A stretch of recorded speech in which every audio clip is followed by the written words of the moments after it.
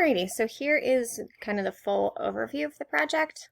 First thing is the entry event slideshow, and that gives the essential question, the enduring understanding, the description, and then kind of a brief description and when it's due. The only thing I have them do here is just highlight which one they want to do. And then we have the poetry is the even checkpoints and the nonfiction is the odd checkpoints. So both have a journal, and I just have them fill this out 8 of the 15, though if I did this during a regular school year, I'd probably have them do more because it would take more time. And then they have a date of which they respond, which one of my students actually just did it all last night, which is kind of impressive. Nonfiction's the same journal. We have a what is poetry. That's the next one. It's a link to a quick 3-minute video. That's really great. And then they just have to summarize what poetry is. The personal narrative. We have a what is personal narrative. It talks quickly about kind of the key components as well as the big aha at the end. The formatting's different on Google Drive. Summit just formats strangely. Again, it's just another quick 3-minute video.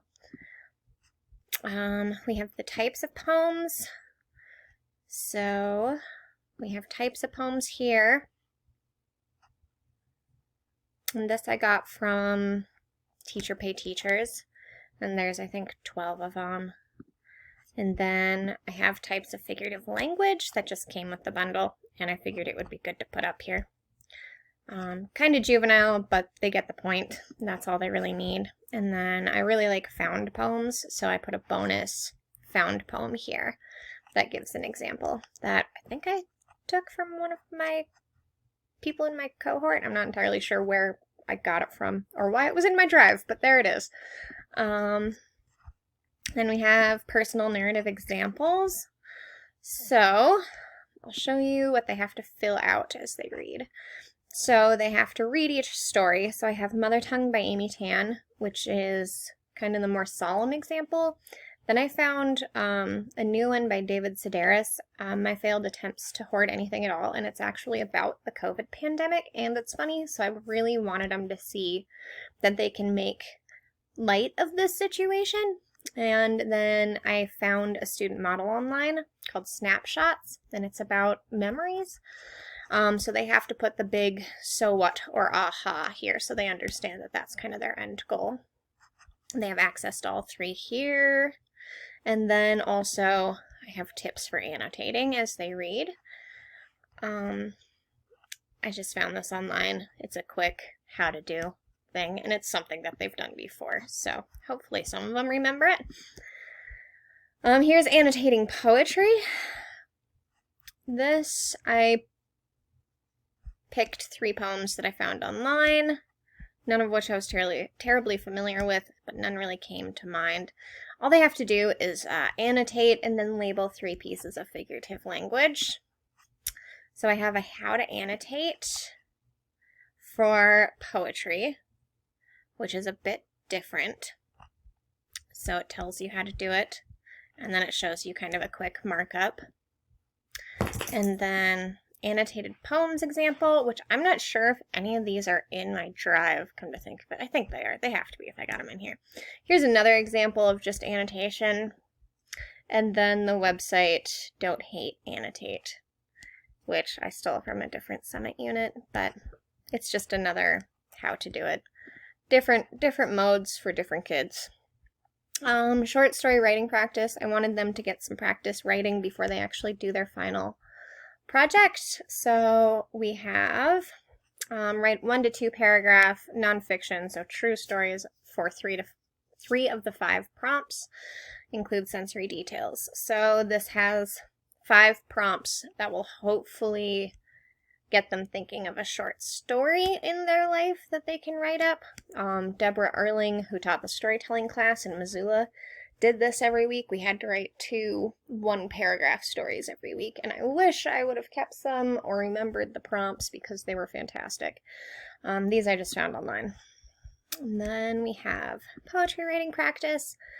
This is kind of where my laziness kicked in. So they have to choose 3 types of poems and then practice writing the poem, and that can be done from the workbook that I was going to recreate in a Word document, but I didn't. So this is an uneditable PDF, so they just are going to either have to A, print it, or B, just kind of do a dual screen thing. So it has a biographical poem, and then it has examples. It has an I am poem, then examples, look in the mirror poem, examples, opposite poem, examples, acrostic poem, examples, Japanese lantern poem, examples.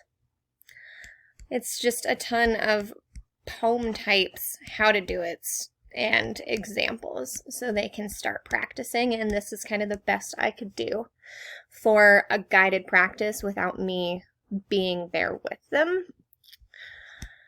Then we have the personal narrative final project directions. I left it pretty open-ended for them.